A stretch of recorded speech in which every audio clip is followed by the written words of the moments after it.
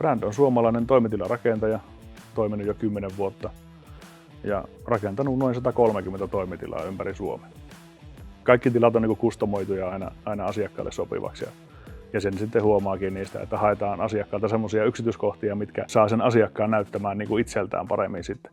Eli me halutaan saada se, että se asiakkaan oma idea tulee sitten siihen runkoon ja siihen heidän toimintaan.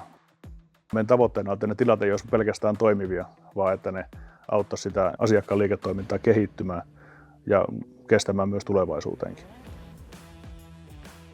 MN Liftech on Manito Groupin omistama yritys, joka jakelee Maniton koneita Suomessa. Ja tänne rakentuu nyt Liftechin uudet toimitilat. Meillä on ne omat paineet tehdä kauppaa ja meillä aika menee siihen.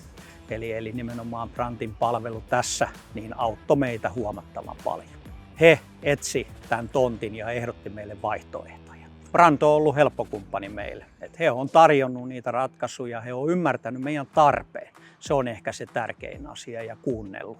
Ja oppinut tietenkin varmaan matkan varrella myöskin meidän toiminnasta ja meidän tarpeista. Eli on ollut helppo kumppani. Meillä on tekninen osaaminen huippua. Meillä on tosi laadukkaat isot referenssit. Meillä on tämmöinen avoin ja tämmöinen rehellinen organisaatio. Yksi iso tekijä, mikä meillä on, niin meillä on kyky lähteä tekemään kiinteistökehitystä ilman tämmöisiä pitkiä sijoittajaprosesseja. Meillä on kyky käynnistää ne hankkeet itse.